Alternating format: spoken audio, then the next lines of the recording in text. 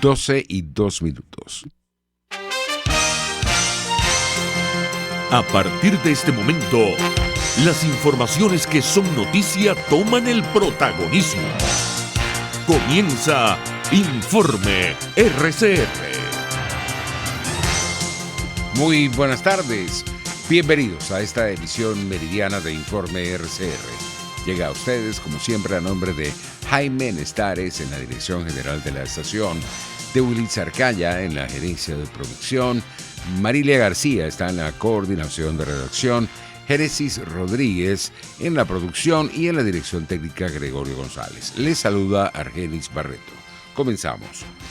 El poder en Venezuela está haciendo todo lo posible para frenar la apertura formal de una investigación de la Fiscalía de la Corte Penal Internacional sobre delitos de lesa humanidad en nuestro país, tal y como lo advirtió este viernes el director y presidente del Foro Penal Venezolano, Gonzalo Imiop, a propósito de la participación de Nicolás Maduro en la 46ª sesión del Consejo de Derechos Humanos de Naciones Unidas del próximo 22 de febrero.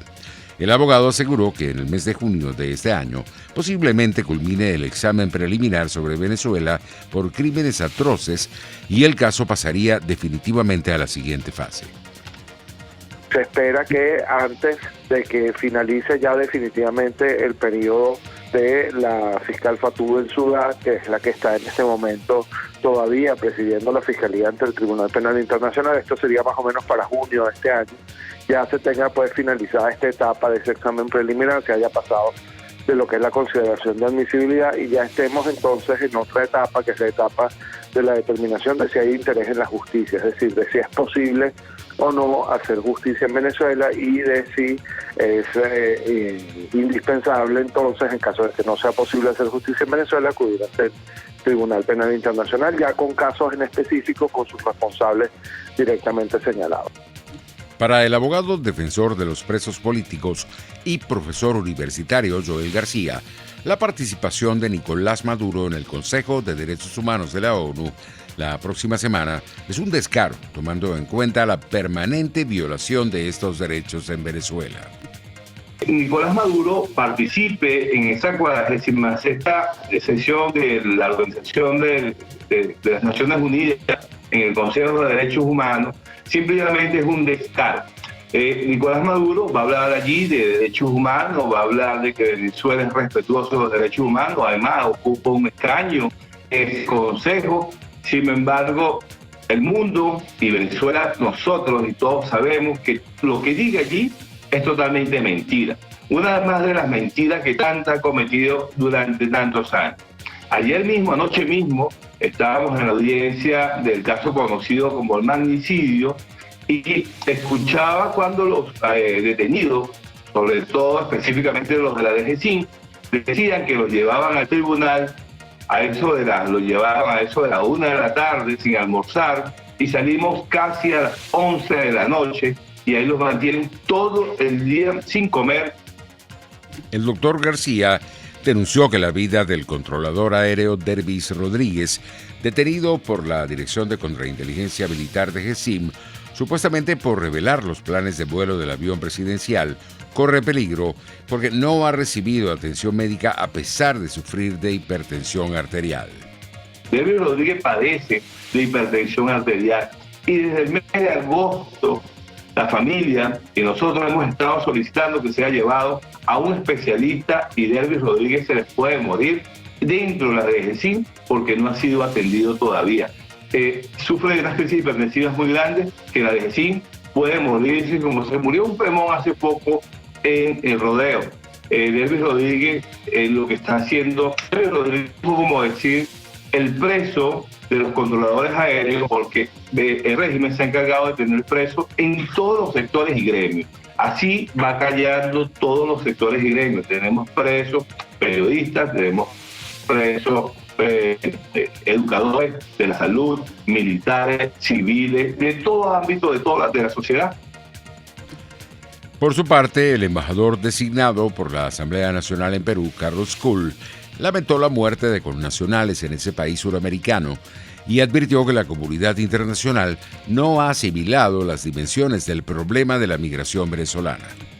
Para que más o menos tengas un número, a pesar de que las fronteras están cerradas, la pandemia y todos estos obstáculos que estamos viendo el día a día, por lo menos hasta hace poco, el número de personas que entraban por la frontera de Ecuador a Perú era de alrededor de 300 personas diarias, ¿no? Y eso no es cualquier cosa, son niños, mujeres. Entonces, la crisis continúa. El Perú aprobó el año pasado un nuevo permiso de trabajo para los extranjeros que estén de manera irregular dentro del territorio peruano.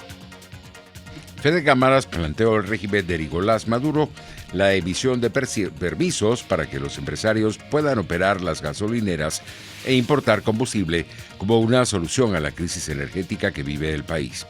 Los empresarios hicieron la solicitud 3 semanas después de una reunión con una comisión especial del Parlamento oficialista que promueve un nuevo mecanismo de diálogo con todos los sectores del país, destacaron agencias internacionales.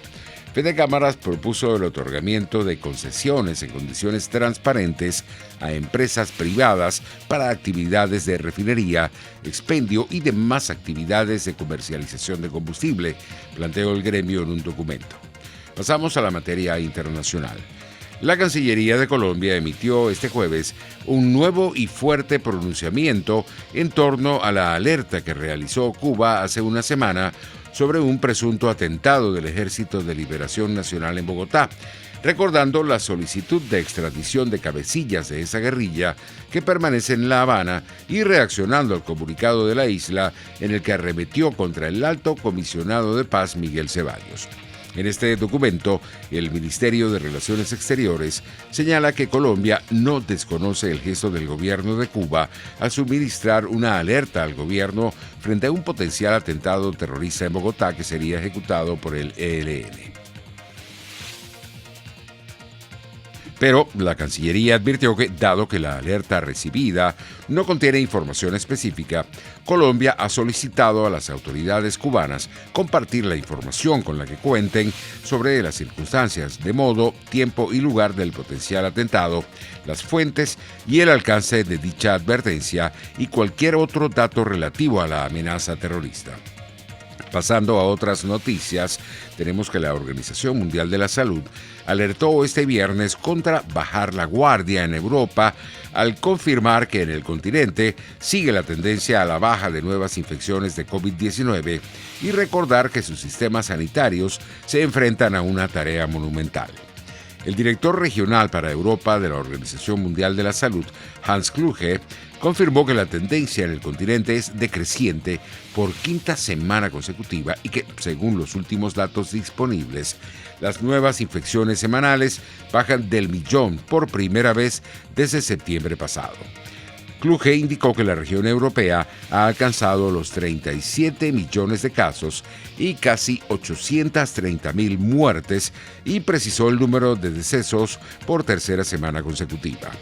Por su parte, la Comunidad de Madrid levantará las restricciones de movilidad por el coronavirus en 31 zonas básicas de salud y 7 localidades de la región e introduce limitaciones en 2 áreas nuevas, por lo que a partir del próximo lunes 22 de febrero estarán en vigor en 25 zonas y 8 localidades. En esta zona viven 770.000 madrileños, el 11% de la población de la región, y en ella se concentra el 15% de los casos de COVID-19 en la región. Así lo informó en rueda de prensa la directora general de Salud Pública, Elena Andradas. Levantamos las medidas de restricción de movilidad en 31 zonas básicas de salud y en 7 localidades de la Comunidad de Madrid, pero aún así se deben seguir manteniendo todas las medidas de control para la transmisión, porque son medidas efectivas para la circulación del virus, que está ahora mismo de forma mayoritaria, y también para controlar la transmisión de la nueva variante británica, así como la brasileña.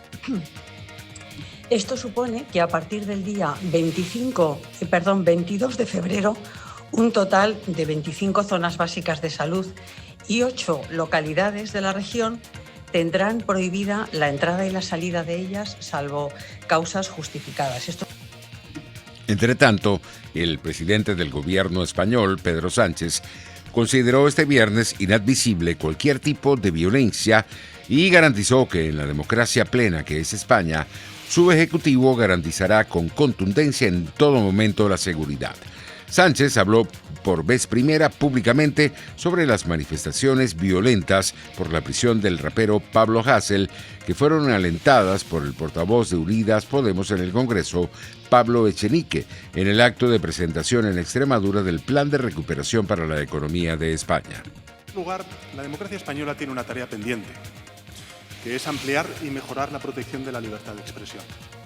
Existe además un amplio consenso dentro de la sociedad española para amparar mejor la libertad de expresión en línea con la regulación que existe en otros países europeos. Y el Gobierno de España ya ha manifestado que va a mejorar la protección legal de la libertad de expresión. En segundo lugar, en una democracia plena, y la democracia española es una democracia plena, resulta inadmisible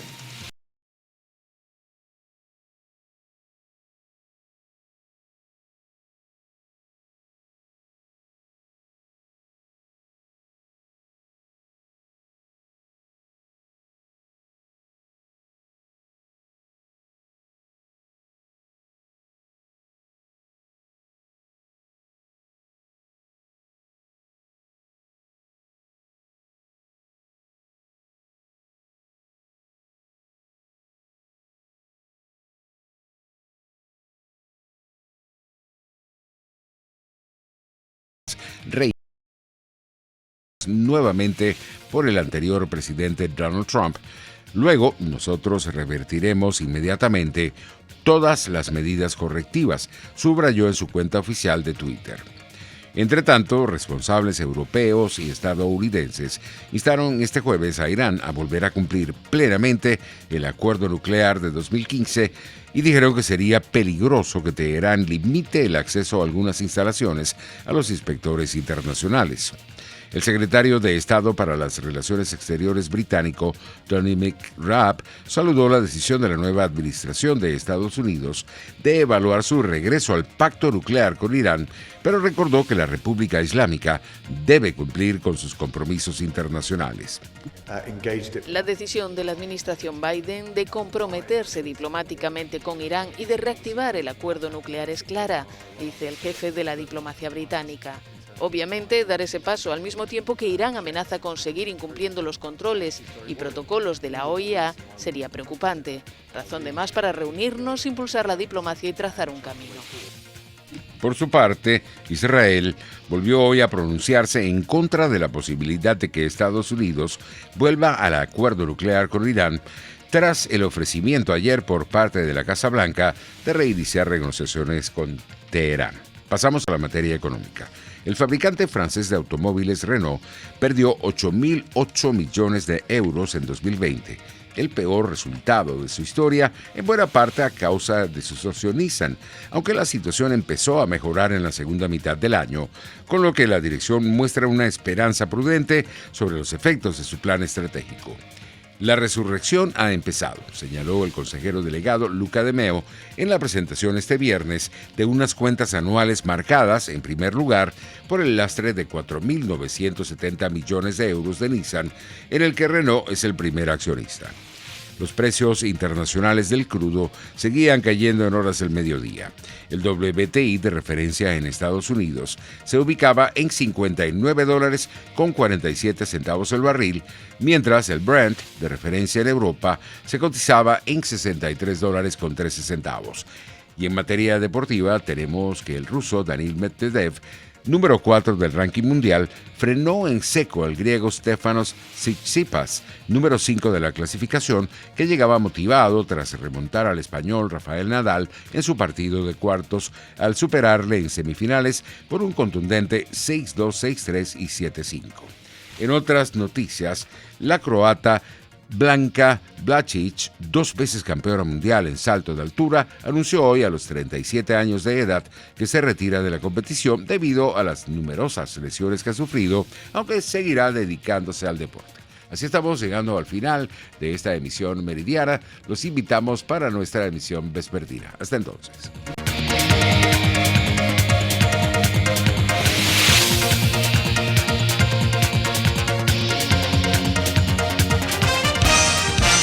Hasta aquí este compacto noticioso.